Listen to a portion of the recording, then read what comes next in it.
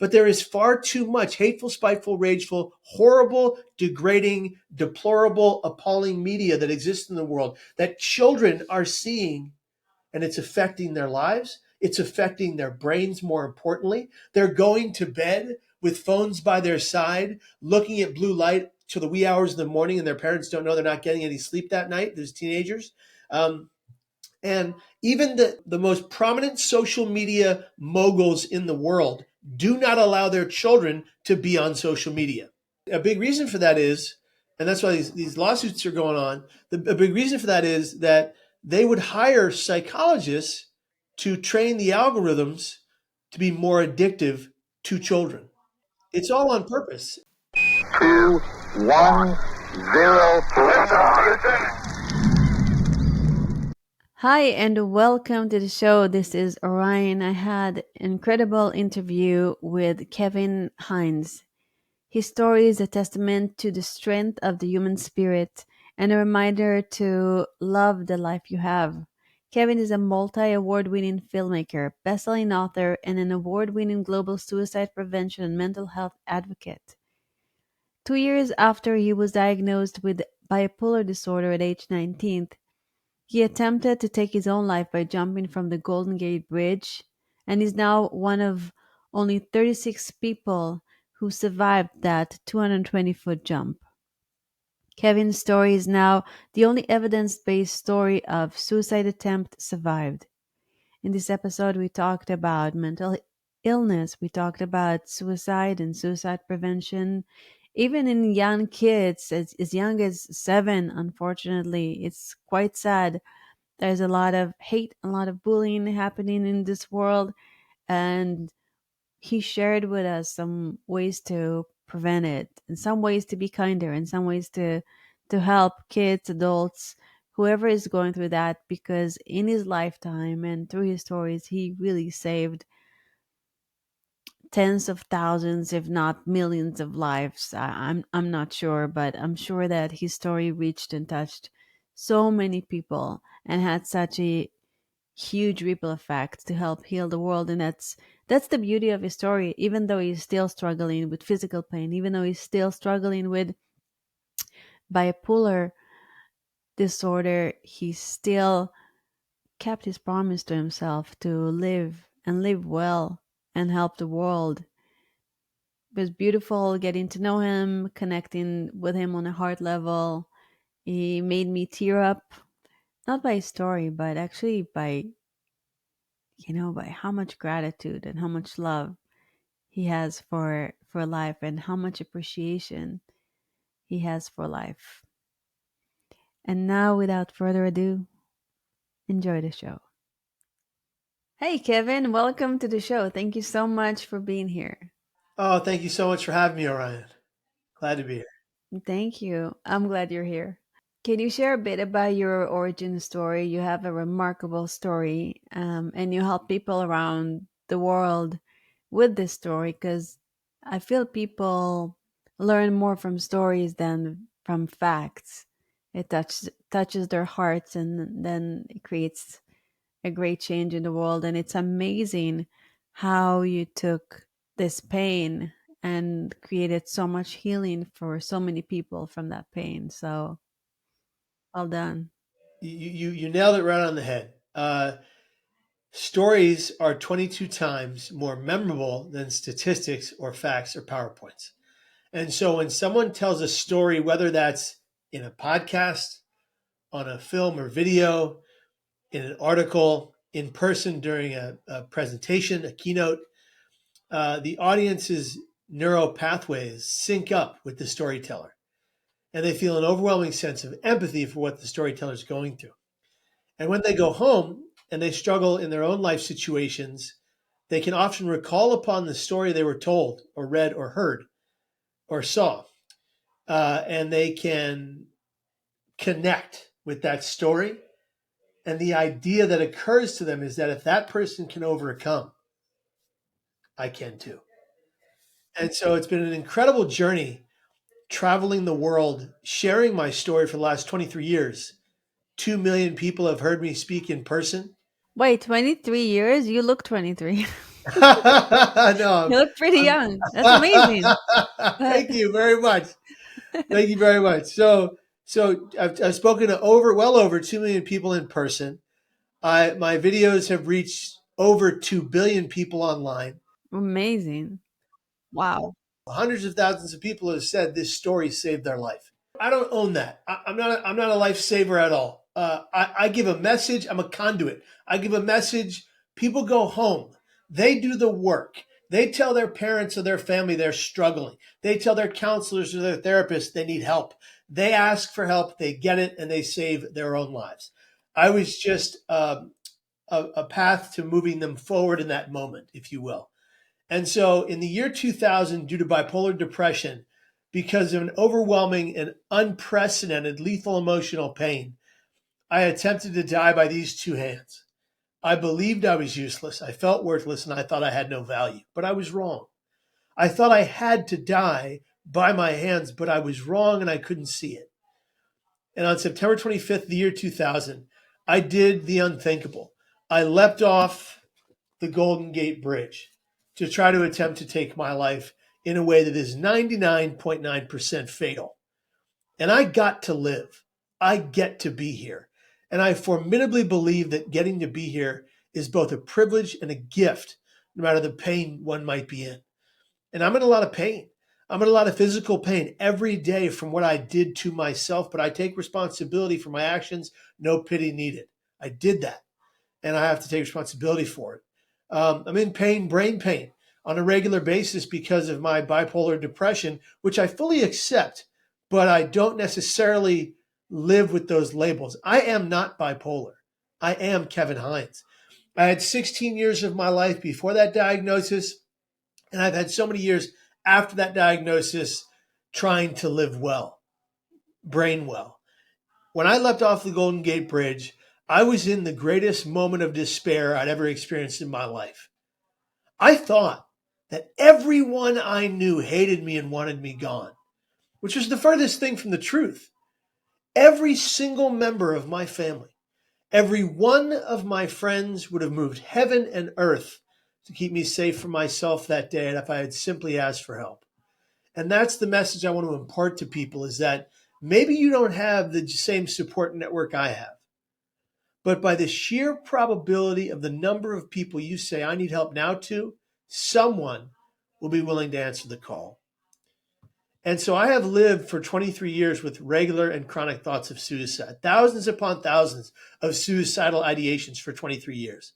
But I've never attempted again since going off the Golden Gate Bridge. Every single time I'm suicidal, I do two things.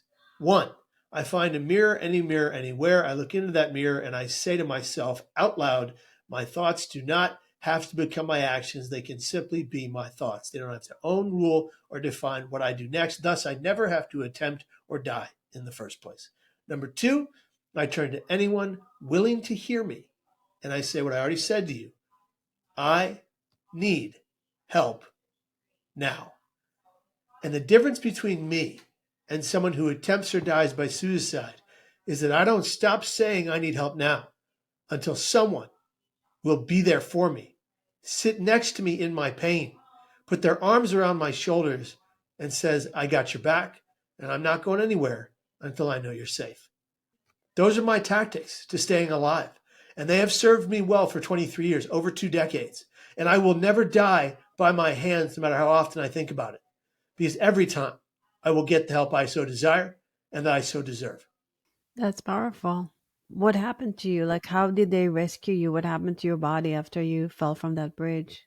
When I fell from that bridge 245 to 250 feet down to the waters below at 75 miles an hour in 4 seconds, praying on the way down to God that I would live, I hit the water at 15,000 pounds of pressure. Most people die upon impact.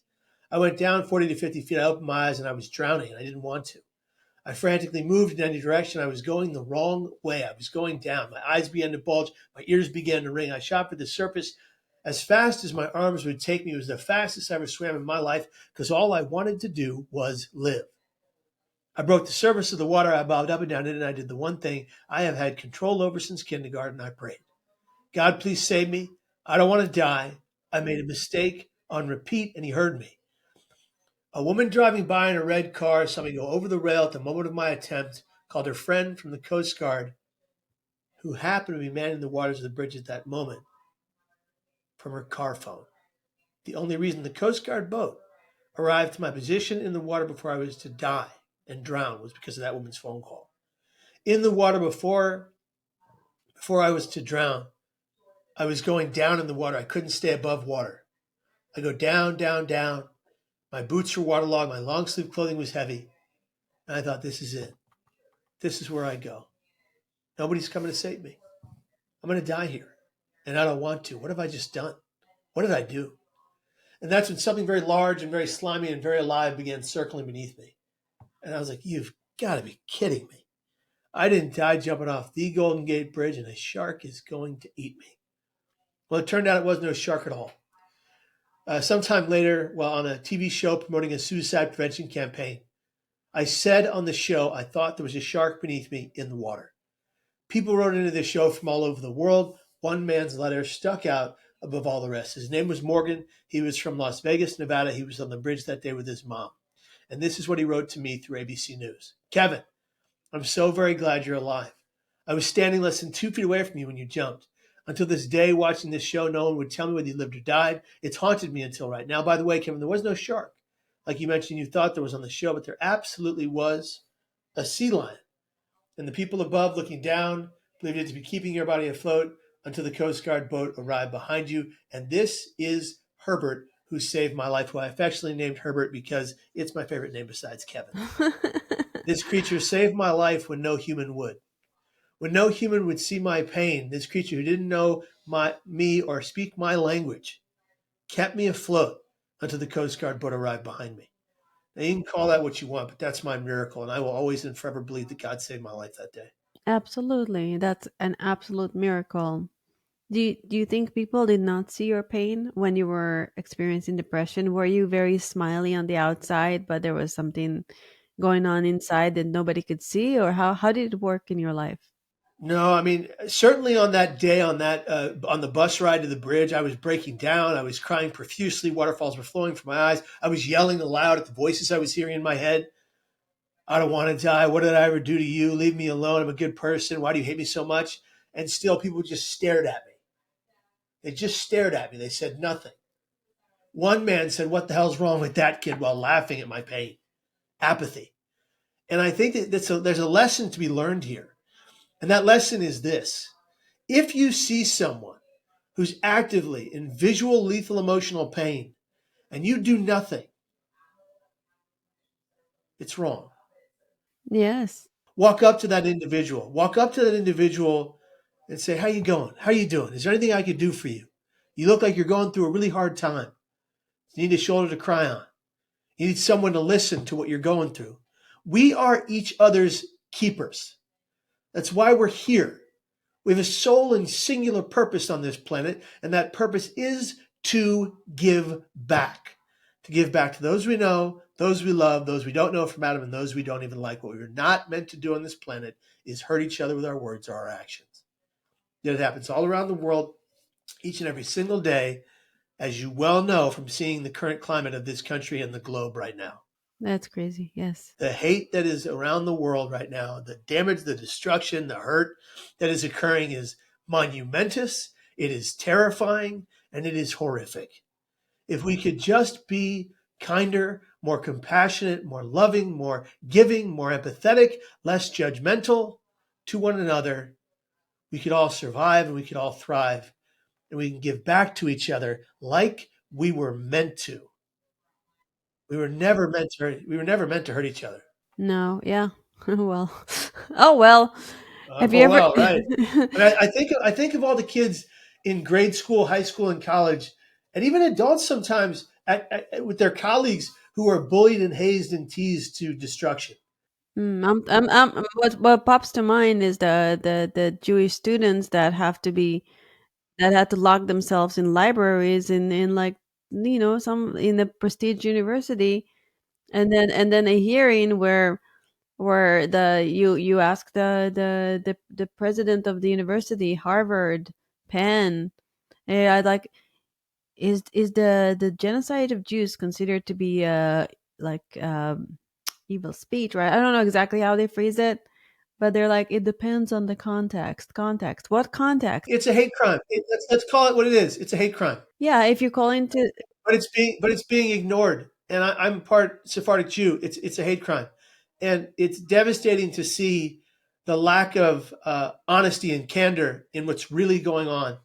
But I think also, as I travel the world speaking, um, I will tell you there's two most common things I hear from especially from high school students.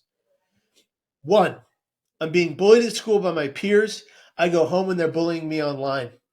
And then they're not telling their parents. And then the kids who are bullying them online are saying to them online, because they're cowards, you should just go kill yourself.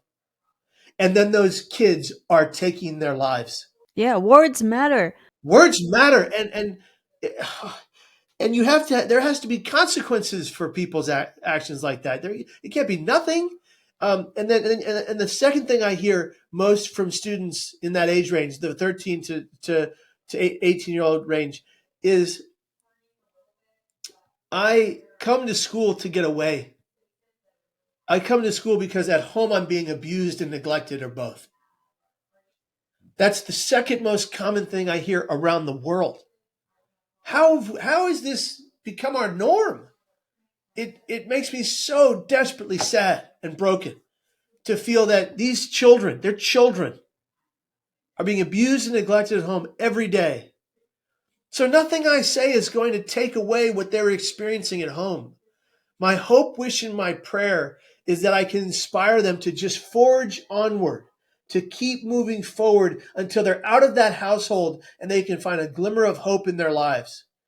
And so they know that hope is around the corner. If you haven't reached it yet, it just means you haven't walked far enough to get there. Keep going. Right. That's a tall order for a child who goes home to abuse.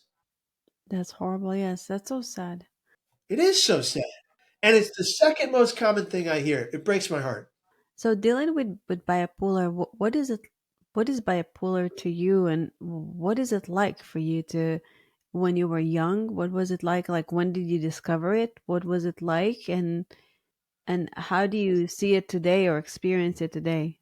So in fourth grade, after being severely bullied by the eighth graders, I'm part black and they used to call me Little Red N word every day. They used to beat me up. They used to toss me around. Um, they used to throw me in garbage cans face first and tell me that's what I was. Tell me that's what I was. And you didn't tell your parents? I didn't. They knew I was being bullied. They didn't know the severity of it. No. After that, I developed in fourth grade auditory hallucinations. I didn't know what they were. I just knew they hated me. And I don't remember telling my family. I don't know if I may have told my mom. I don't remember. Um, but they went away. They went away. Okay. At 17 and a half, they came back full force and I heard them loud and clear. You must die. You're a horrible person. You're worthless. I hate you. It's inevitable. And by 19 years of age, the voices had grown so loud, I couldn't ignore them anymore. And at 19, on September 25th of the year 2000, I penned a note to my mom and my dad and my brother and my sister and my best friend and my girlfriend at the time. And I told them I loved them. I told them I was sorry. And I basically asked for their forgiveness. I made a choice that I was going to go to the Golden Gate Bridge, try to take my life. But it wasn't like a choice or like a decision you normally make. I felt compelled by outside forces to die by my hands, meaning that I heard voices in my head, seemingly not that of my conscience, that felt like they were coming from outside of me, telling me that I had to die, that it was inescapable. But I never wanted to die off the Golden Gate Bridge. I only believed I had to. And those are two categorically different things. Wanting to do something and believing you have no choice, right? What would it take for you to tell any of what you were going through to your mom and dad? Well, what has come out about how to approach someone with suicidal ideation who may be silencing their pain, maybe pretending everything's okay. And how do you know if someone pretending that they're okay and silencing their pain? You don't. So you have to be vigilant, and you have to ask the questions on a regular basis or semi-regular basis. Are you thinking of killing yourself?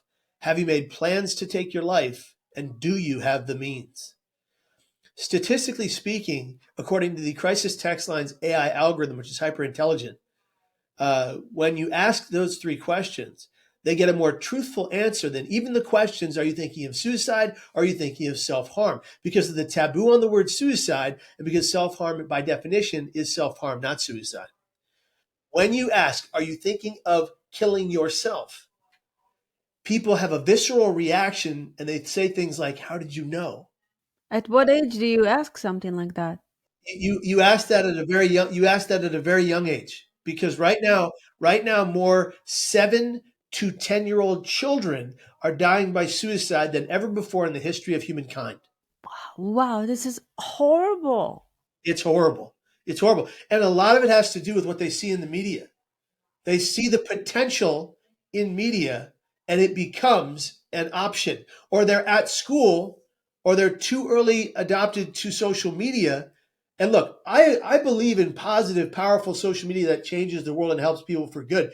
My YouTube channel, youtube.com/Kevin Hines, has 800 plus videos, all designed to better your brain health. And they're amazing. I watched some of your videos. They're really good. Yeah, they're hopeful, they're healing, they're thank you. They're good for you. But there is far too much hateful, spiteful, rageful, horrible, degrading, deplorable, appalling media that exists in the world that children are seeing, and it's affecting their lives. It's affecting their brains, more importantly. They're going to bed with phones by their side, looking at blue light till the wee hours of the morning, and their parents don't know they're not getting any sleep that night. There's teenagers. And even the most prominent social media moguls in the world do not allow their children to be on social media. A big reason for that is, and that's why these lawsuits are going on, a big reason for that is that they would hire psychologists to train the algorithms to be more addictive to children. It's all on purpose. And I think that we need to be aware of these things, and parents need to be embedded in what their children are looking at and seeing, and control that. And there are apps designed to combat that and to make sure that your child can only see certain things and not things they shouldn't be seeing at such a young age when their brain is not fully developed yet. Do you know, or can you suggest some of those apps? There's a great program that my wife is on the board of called Half the Story.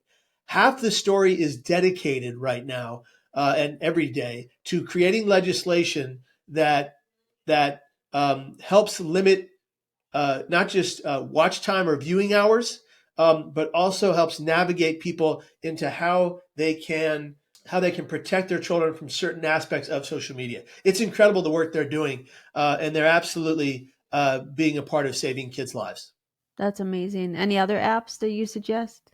Half the Story is the one I'm most familiar with, and it's probably the most effective, and it's the one that all the former social media moguls are a part of because they want to change the narrative. Oh, that's powerful. That's amazing. It's incredible the work they're doing. Half the Story. Please, everyone, look it up. How did your wife get into that? She well in the work. Well, she's my business partner, and the best thing that ever happened to me. And so in the work we did together for suicide prevention for 23 years, she was handpicked to be on their board. Oh, nice. And how did you guys meet? We we met in my third psych ward stay. I was a patient. She was visiting her cousin. For me, it was love at first sight. For her, not so much. Um, but we're 20 years together and 17 years married now. How did you get from from meeting in that circumstances to getting married? Well, okay, I'll tell you the story. So, in the psych ward, I had kind of made my way into volunteering for the psych ward I was staying in, which is highly unethical and probably illegal. But I was able to do it. And I was wearing civilian clothes while every other patient was wearing hospital gowns and hospital pants and hospital slippers with grips on the bottom. And she walked in to visit her cousin one day, and she ran into me, and I was in a pink polo shirt and khaki cargo shorts with a clipboard looking like I worked there. And I was making the afternoon visiting hour announcements on the PA system, and she tapped me on the shoulder, and I turned around and I was done. I knew she'd be the rest of my life. I just didn't know how. And I was like, well, don't tell her that. That would be awkward. And so she goes, "Excuse me, do you work here?" And the whole staff of the psych ward was right there staring at me like, what is this little jerk going to say? And I said, "As a matter of fact, miss, I'm a volunteer." And they couldn't do anything about that because I'd done so much work for the hospital while staying there. And so I said, "Madam, right this way." And I walked her to the room of her cousin. Well, he didn't like me too much because a couple of days prior, well, a few weeks prior, he had come in on a gurney. He was catatonic at the time. He couldn't move and he couldn't talk due to methamphetamines and other drugs. He was using illicit drugs, and he was rendered catatonic for some time. And the saddest part about his story was that every day they'd bring him his breakfast, lunch, and dinner tray full, and they'd take it away full because he couldn't move or talk. He couldn't eat. He was starving, and it broke my heart. And the hospital staff was not helping him because he couldn't help himself. That was kind of the norm. And so I would sit there every day for 2 weeks and just tell him stories, trying to elicit a response. And one day, 2 weeks into his stay, a month into my stay, he looks up at me and he goes, "Geez, man, you talk too much. Leave me alone. I know your whole life story. Like, cut a guy a break." And people were clapping in the background. It was great. So he's out of his catatonia, but he doesn't want anything to do with me now because I'm that guy that talked too much. I drove him bananas. Like, he couldn't respond to me. He couldn't stop me from talking all that much. And so I duck out into the hallway after seeing him walking his cousin into the room, and she says to him, and I hear her in the hallway. I hear her say, "Your nursing staff is so nice." Now, remember, I'm wearing civilian clothes, right? So I've got a clipboard, a notebook, and a pen. And she probably thought it was like an official document. I was just drawing Leonardo the Ninja Turtle, you know? Oh my goodness, that's funny. And so I hear her say, "Your nursing staff is so nice." And I hear him say, that guy's a nutball. That guy jumps off bridges. Don't talk to that guy." And I ran in there and I was like, "Excuse me, it was one bridge, plural. That's ridiculous." And so she comes out and she goes, "Why'd you lie to me?" I said, "Margaret, I didn't lie to you. I'm a volunteer at this very hospital. I just happen to also live here." Well, he gets out of the hospital shortly after that.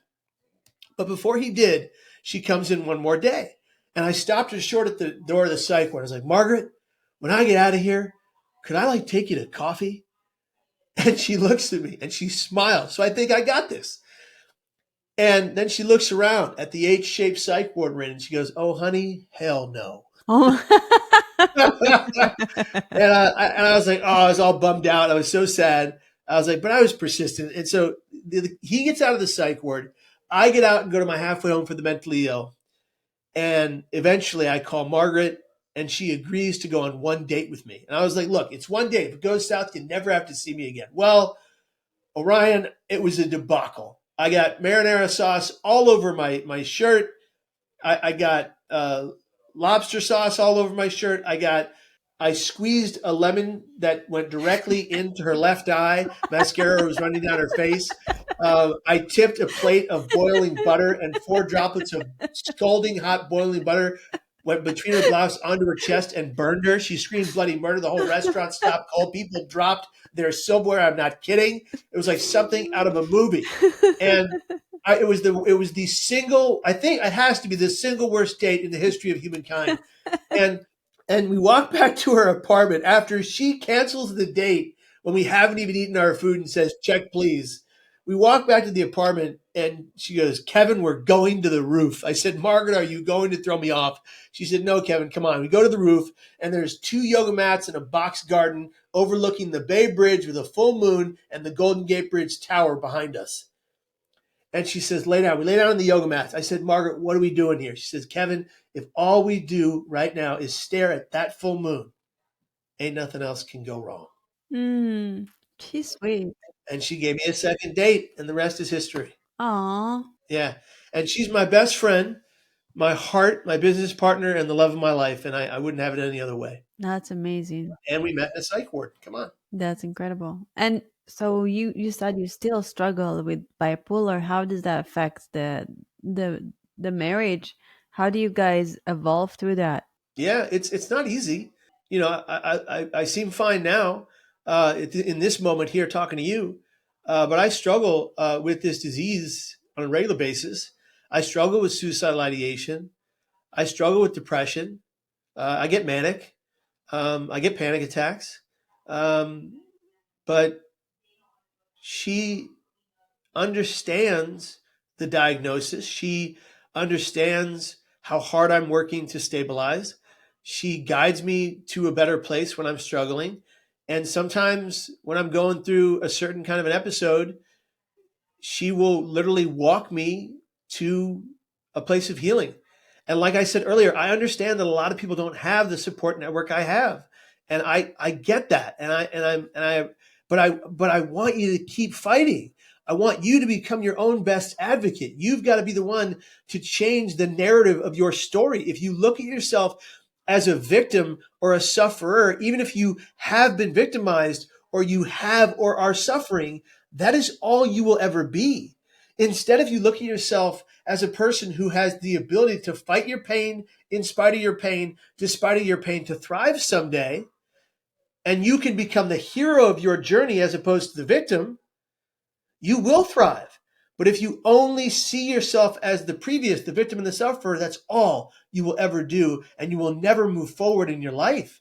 And so I could sit here and I could pity myself for my extreme back pain every day, but I don't. I make a choice not to. I make a choice to hold gratitude inside my physical and brain pain because it means I'm alive to feel it.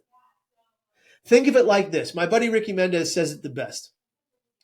He said he has this beautiful gratitude poem that he wrote that I literally have laminated, and I take out every single plane ride I have, and I have 300 plane rides a year speaking around the world.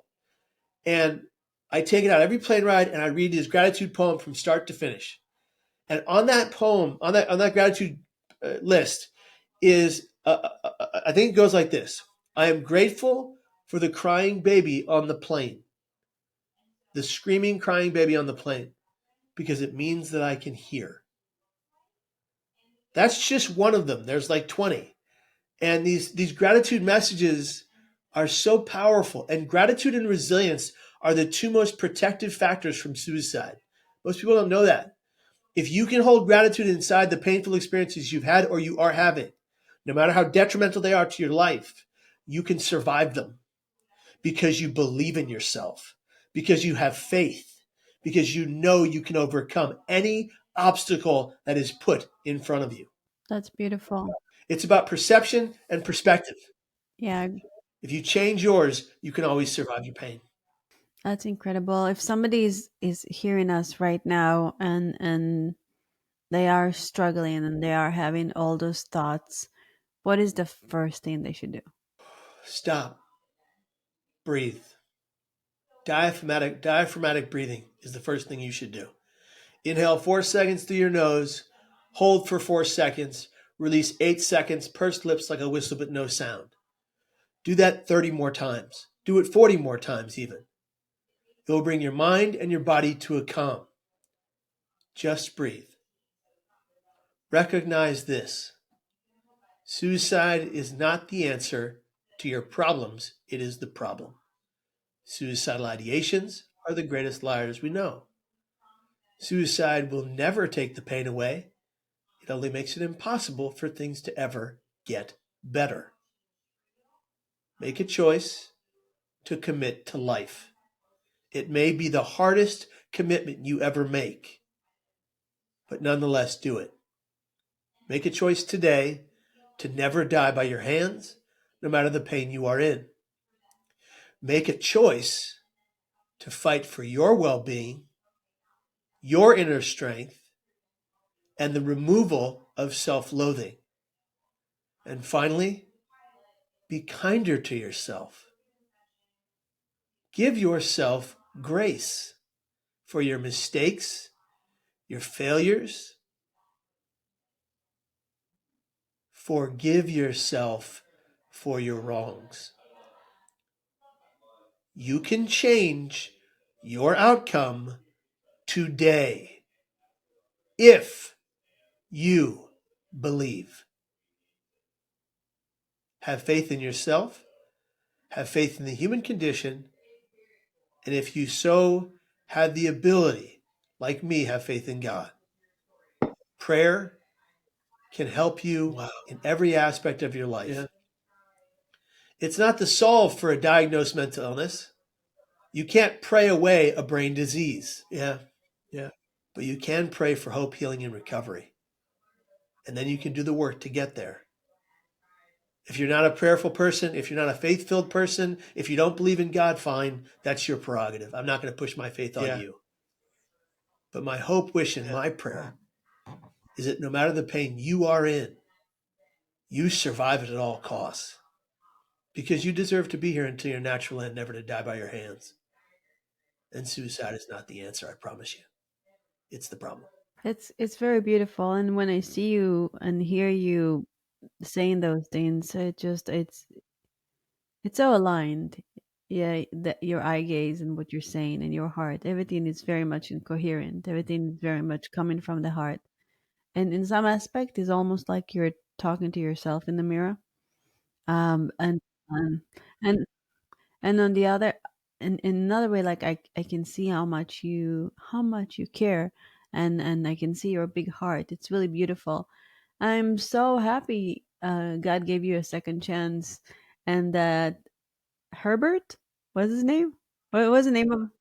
Herbert, there you Yes, the came and helped you float, was sent to help you survive, because if you ended up your life at that moment 20 some years ago, you would have missed so many beautiful moments, so many loving moments. You would not have saved so many lives, so many, maybe a kid that is 7 that somehow heard you and decided not to commit suicide.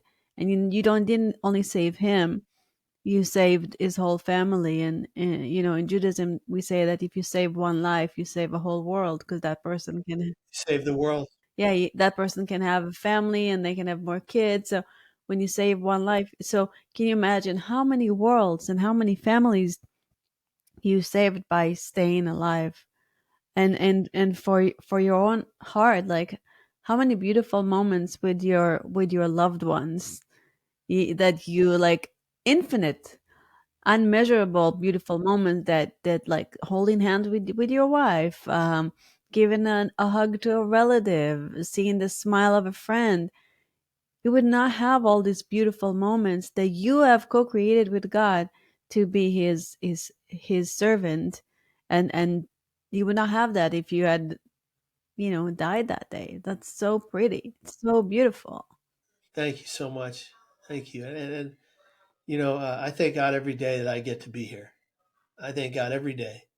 I wake up, I thank God. I spend the afternoon thanking God. I go to bed thanking God. Because every waking moment I get to exist is a beautiful gift from Him. And look, however you feel about that once again, that's your prerogative. But I can't deny it. I can't deny that God didn't save my life. God saved my life that day, and I feel so blessed to exist. When I went back to the bridge a year later to the date of my attempt, on the anniversary of my attempt with my father, we dropped a flower over the rail, wafted down, making the tiniest ripple effects in the water, and 2 feet to the right popped up a sea lion. No way. And it was arguably the most beautiful moment I've ever spent with my dad, next to him being the best man at my wedding. And you talk about the things I would have missed. I would have missed meeting the love of my life, Margaret Hines. I would have missed marrying her, having my dad be the best man at my wedding. I would have missed having my dog Max for 9 years. He was a Shar-Pei. All those wrinkles looked just like my dad, Pat.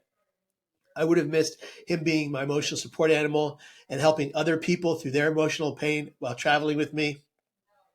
I would have missed the birth of my 2 godchildren, Zoe and Judah, and being there for them coming into this world and loving them for all of these years now. I would have missed teaching my nephew and godson Judah about. I'll never forget it. He was 7, and he came up to me, and I remember we walked into his house, and the first thing he said was, "Atul Tebin, why did you do that? Why did you jump off a bridge?" Kids at his school had told him, and I had to kind of sit him down and explain why I struggle. And he was incredibly empathetic. And just recently, Judah has been met with an individual in his school that texted him that she was going to take her life, and he talked her out of it. He talked her out of it. and his dad showed it to me and said he learned that from you. And so if we can teach our children to be more kind and compassionate as they grow older and to be less apathetic, there wouldn't be any bullies in those schools. You know, um, I just I have this greater calling. I know where it comes from. I know I've made mistakes in my life. I know I'm flawed. I know I've hurt people, and I'm trying to repent. I'm trying to recover. I'm trying to be a better person. I'm trying to be a better man to everyone around me. And for those I've affected, I'm sorry in my struggles and my mania and my psychosis. I'm sorry. To the people in the psych wards I was in, that I was a freaking handful and a very, very difficult patient. I'm sorry for the trouble I caused you, but I'm working hard to give back and to find redemption. That's beautiful. Well, you moved me to tears. Literally. Really beautiful. And yeah, we have to forgive ourselves. I mean, all of us. We all did things we're not proud of in our lives. But as long as we hold on to that inner light and we don't give up and we try to be better every day, and it's not a straight line. It's like a roller coaster. It's up and down and all around. But as long as you have that beautiful heart and beautiful intention and you help people, you look at yourself in the mirror and you encourage yourself to listen to the good voices, because even people that don't have, you have that, you have experienced this mental illness that where the voices are really extreme, and a lot of people go through their life, the voices are not as extreme to get them to jump off of a bridge, but they are as painful as having them feeling tormented and tortured from the inside, and losing hope, and like depression comes in many shapes and forms, and it's beautiful what you're doing, giving people hope. Thank you very much. Appreciate that. Yeah. I wondered, is there a documented case of people healing their bipolar completely? Not to my knowledge. I think that it's something people live with for the rest of their lives. Um, there's a lot of debate on that, but I think that I certainly haven't. When I've gone off my meds, I have vicious hallucinations, auditory and visual, and I can't function like that. Yeah, I get it. I can't function like that. I can't be present. There are people in the world, and certainly a lot of influencers that are fond of saying, depression is something you can pray or work out away, and that's just not the case. It's a brain disease. Your brain is the single most powerful organ in your body. It's mostly on automatic mode. It controls every action, inaction, you take, decision, indecision, for lack of a better way of saying it. If your brain is malfunctioning, there goes the rest of you. But people still seem to simplify it and think that it's all in your head. Well, you're damn right it's in my head. That's where my brain is.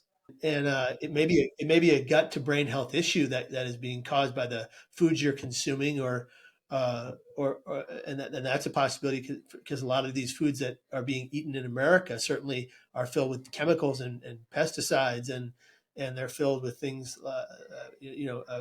they're poison, and they're poisoning the brain through the gut. Your gut houses all your dopamine and serotonin and creates it, and that affects your mental well-being. So if you're being fed only processed terrible foods, you're damaging your brain at the cellular level. Yes, but it's everywhere. It's not only our gut. It's in the way they're spraying the skies. They don't hide that they spray this. Yeah, it's in our cleaning supply. It's in our cleaning solution supplies. It's in our pollution. It's everywhere. It's all these chemicals that have come from oil that have been created, and even in a lot of the pharmaceuticals that we have to take. So it's like a double-edged sword. How do you solve the problem while causing other problems? So I'm very well aware of all of it. I'm just trying to navigate myself through it. I use a lot of things like a lot of meditation and mindfulness and education as to my diagnosis, and exercise and eating anti-inflammatory meals as often as I can. I still struggle. I struggle with eating. I struggle with, I'll be very frank, a food addiction to things like sugar, dairy, and gluten, which are frankly terrible, scientifically speaking, for your brain. And very tasty. and very tasty. Yeah, exactly, and that's the point. And so, when you look at how some countries like Europe don't allow those pesticides to be a part of their wheat production, um, because they know it's poison. And then you can go to Italy and eat as much pasta as you want and not get sick. You won't feel the same, yes. You won't feel the same. You won't feel the sick. The dairy, you don't feel the sick. You don't feel the same. It's the way they produce it here in America. It's sad. It's sad that we haven't sat down and been like, hey, wait a minute. This is poisoning our gut and poisoning our brain. Why don't we change the way we make it? But so much money is to be made from it being the status quo and staying the same, that the people that are dying from it and being sick from it and getting chronic diseases from it, they don't count. They don't matter to our government, and it's very sad. Right. Kevin, I have great respect to everything that you said, and struggling with this like disease physically. And I'm also very I'm like a Pollyanna. I believe that everything can be cured. I really love Dr. Dispenza's work where people have spontaneous remissions of cancer, a woman that got blind like could see again. And I'm thinking to myself, if those things happen and they're on the physical level of our body, then maybe this can be cured too. And maybe, just maybe, you can be the first one. If it didn't happen before. Yeah, no, I'm not denying that it's not possible, because I think that when you look at food as medicine and functional medicine, there are ways to certainly change your brain to change your life forever. Um, and if that's a possibility, I will search until I find that answer. And even if I search and I find some of that answer, and I get a little more well than I am today, I'd be a happy man. When I conceived my child, the doctor gave me 5% chance to conceive. It was almost like nothing. And in my mind, I was like, no, it's 95%. And sometimes it's about having certainty beyond logic. Like no matter what anybody tells you is impossible, because you are obviously a case study of making the impossible possible, and possible just for so many lives that you touched. And maybe there are more miracles your way that can happen. Maybe, just maybe. And maybe there are, and maybe there are ways. Maybe within the If God created you and He is the watchmaker, He can also fix it, right? Just like maybe, just maybe. I hope so. I hope so. I'm praying for it, and I'm working toward it. Absolutely. Amen, amen, amen, amen. Because I feel like that source, that light that helps us breathe every day, Yeah. our soul, our life, like it's beyond us, and whatever that force is, it can heal everything in our bodies. It's for me, and I'm not saying it's easy. I'm just saying it's possible. It can be very, very hard. Miracles can happen. You had a miracle, I can get more miracles. All of us, we all can have a lot of miracles. So, what are your three top tips to living a stellar life? 3 top tips living a stellar life. I would say I'd go back to the first one. Go be kinder to yourself. Give yourself grace. Number two, uh, be generous to others. Give back so that you are changing someone else's life, because that will change yours. And finally, uh, if they're still with you and they were good to you, tell your mom and dad you love them as often as you possibly can, because they won't be here forever. Amazing. Where can people find you? At Kevin Hines Story on social, KevinHinesStory. YouTube.com/Kevin Hines, with those 800 plus videos. We put 3 up every week to benefit your brain health. You can get the book, The Art of Being Broken: How Storytelling Saves Lives. It's got 7 contributing authors in the book that share their struggles with extreme pain and their survival. It's Bob Roth, the CEO of the David Lynch Foundation, said this book is meant for anyone going through pain right now, and reading it will surely help them find hope, healing, and overall well-being. it's really something that thousands of people have now bought, and they have said it dramatically changed their life and their perspective. So please check it out if you can. And finally, if you want to see the film about my life, Suicide: The Ripple Effect, is on Vimeo on demand. It's a documentary I produced and directed along with Greg DeCherry, my good friend and fellow bipolar advocate. We were just two bipolar kids who wanted to make a movie, and so we did. It won 3 international best film awards, um, and it's incredible to see the people it's reached.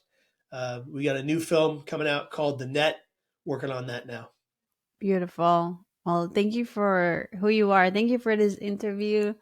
Thank you for all the people you helped. Thank you for being so kind and genuine. It was really a pleasure having you here. Nice to meet you, Orion. I hope to see you again. Take care. Yes, you too. And thank you, listeners. Remember to be kind, be kinder to yourself, be kind to others. Tell your mom and dad you love them and have a stellar life. This is Orion. Till next time.